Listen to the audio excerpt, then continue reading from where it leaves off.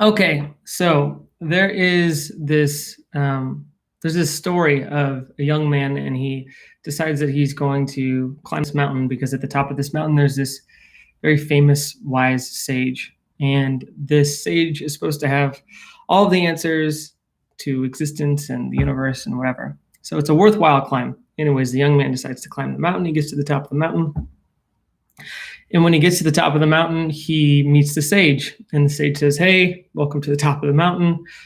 You can ask me any question about the universe, and I'll answer the question. In all of my infinite wisdom and my years of meditation, I figured it all out. So ask your question."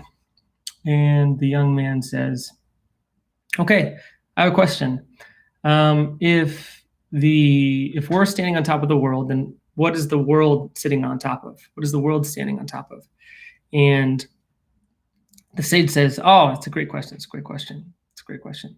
And he says, "Well, the world sits on the top of these great, huge elephants, these great elephants.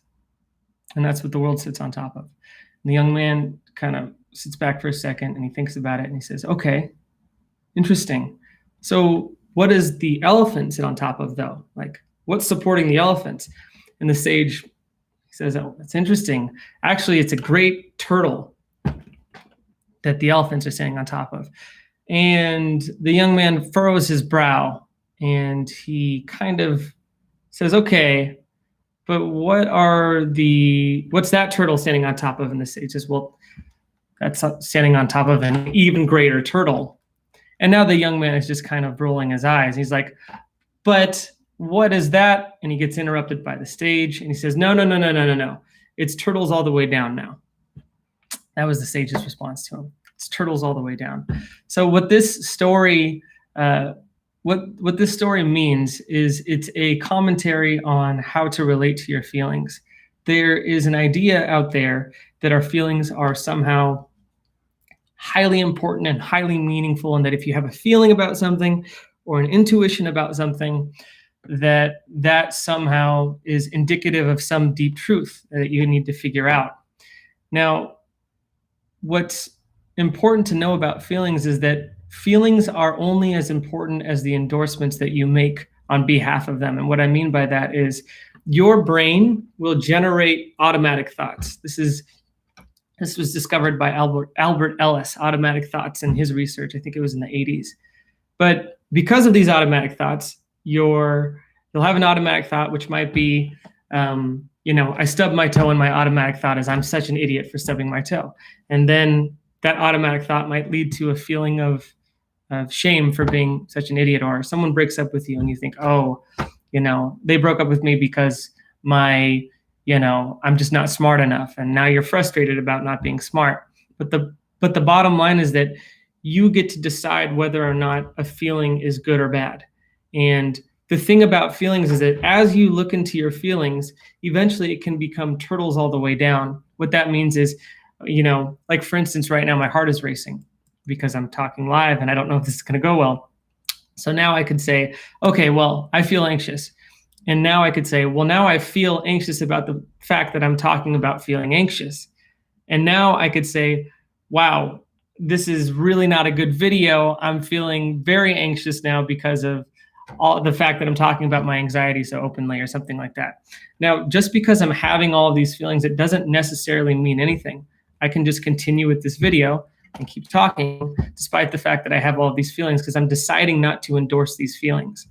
So the main punchline here is that as you go through your life and you experience your feelings, make sure that you are trying to be diligent about which feelings you endorse, and try to only endorse the feelings that are in line with your goals and values. Like if you decide that you feel inadequate because somebody broke up with you, you might stop for a moment and say, "Well, you know what? I actually don't endorse that feeling. I don't endorse the natural, involuntary feeling that I'm inadequate and the anxiety with that." Or for me, for instance, I don't endorse that this anxiety should stop me from making this video. Or actually, a more applicable one to me is, I don't endorse that just because that person's attractive and I'm attracted to them and I feel intense anxiety, that I shouldn't go talk to them. Like, that is not a feeling that I will allow myself to endorse. I'm going to act anyways. I'm going to make my value of acting more important than this feeling. So, and the other thing about feelings is that if you start to examine your feelings too much, it can become turtles all the way down. It can just become like, I'm feeling this because of this, and now I'm feeling that, which led to this feeling, which led to this feeling, and it becomes kind of navel gazy. It's like you're just kind of sitting around twirling and thinking about your feelings. So the whole point of the story is think about how to best leverage your feelings. Pay attention to the feelings that you decide are useful, and if there are feelings that you're having that are involuntary or that are just kind of popping up, take a second and think, is this a feeling that I think is worth having or worth listening to? And if it's not, then just decide, listen, yeah, I feel anxious or I feel embarrassed or whatever, but I'm going to decide that that is an irrelevant feeling. And I'm going to move on with my life and act as if, that feeling was irrelevant because it's not really helping me go where I want to go in the first place. So, and when you get good at this, it's like feeding two dogs. If you listen to your feelings all the time, then you'll get swept up in the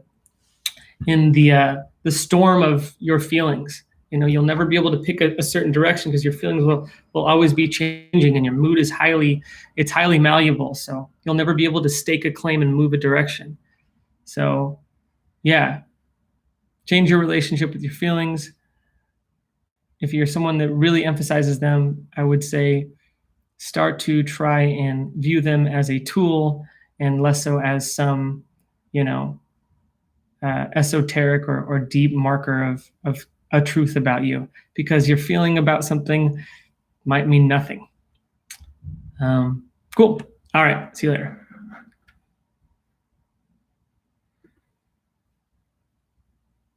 Wait, someone just commented. Let's see. Sometimes I feel like having low conscientiousness is almost like a curse, especially in our modern society. Do I feel the same sometimes? Fuck yeah. Oh yeah. Oh yeah. Low conscientiousness is really good if you're an artist though, because artists, if you're really high in conscientiousness, you can't be the type of person that bounces around from idea to idea. And it's really important as an artist to be able to be flexible in that way. So people that are great artists or that follow their inspiration or need to kind of pivot on a certain idea, they're really blessed by their low conscientiousness. And also if you think about if you're in a relationship and somebody values your spontaneity, it's that's kind of a trait of low conscientiousness. So I would say that low conscientiousness is really difficult to deal with if you're somebody that's goal-oriented or wants to become goal-oriented and wants to stick with something long enough to achieve it. And in today's modern society, I would argue that, yeah, if you are low conscientiousness, it's not as bad as being high in negative emotion in terms of predictors of life satisfaction and things like that and success or whatever. But it is a poor predictor if you're someone who finds himself in a corporate job or doing a job where it's required that you're detail oriented and doing the same thing over and over with relatively low margins of error, then yeah. But if you were a good salesman and you're low in conscientiousness, I would argue that would mean that you could be more creative, more dynamic in your sales. If you were, I don't know. But I think that the idea here is that if you want to become higher in conscientiousness, then it's just make a schedule that you like. You definitely, absolutely 100% can change. The big five, it doesn't change that much over the lifespan. You can kind of move the needle a bit, and it can be a significant amount, especially for people that are low in conscientiousness. It can really help to boost it 10 to 15 to 20%. You'd have to look into how much it can actually be boosted, but I think anecdotally, just from the research that I've done, you absolutely can boost your conscientiousness. And it's very tightly correlated with negative emotion or trait neuroticism. So, and that's very tightly correlated with structure. So, again, this is a perfect question, because a lot of low conscientiousness has to do with being swept up into your feelings and not being able to emotionally regulate yourself, or really it's not having the ability to say no to certain things or stick to a certain path. So what I would say to somebody with low conscientiousness, which I'm a person that is like that, but I've made leaps and bounds in the last year and a half on that for sure. Yeah, I don't even recognize myself. Like, I feel like I can definitely get more shit done now than I've ever been able to do. But that was specifically came from making a schedule and tolerating distress. I think that it's very hard for people that are low in conscientiousness to get themselves to do things. And I think it's because they have a poor relationship with the negative emotion associated with not doing something that they want to do in that moment. So I would argue that that is a byproduct of listening too much to your feelings and taking them too seriously. It's like, yeah, I don't want to get up today, but that's a feeling. I'm not going to endorse the feeling of not wanting to get up today and stick to the schedule. I've decided that my value is getting up today, and I'm going to do that now, despite what I feel. Like, my feelings are irrelevant to this choice. And if you fuck up, then that's okay. You might have the feelings of, oh, I fucked up. It's because I'm low in conscientiousness. And then you can say, you know what? I don't endorse those feelings either. I fucked up because I fucked up. It's just one behavior. Tomorrow I'll start again. And yeah, yeah. But I don't think that low conscientiousness is like a curse. I think that high neuroticism is tough. That's tough on people. It was really useful like thousands of years ago, but being high neuroticism these days is rough, man. But there's still good things about that too, especially if like part of your job is like risk detection or something like that. But yeah, you can do it. Don't be too hard on yourself. I'm low in conscientiousness too. I've raised it quite a bit. And quite frankly, I wouldn't want to be super high in conscientiousness because I happen to like the dynamism of my life right now.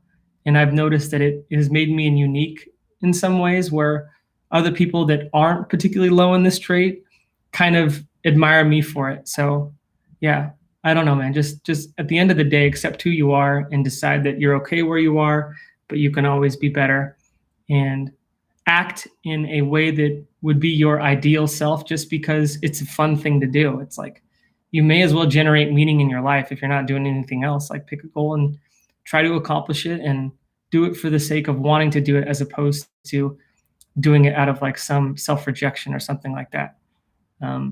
Yeah. Yeah. Cool. Awesome. All right. See you, Luke.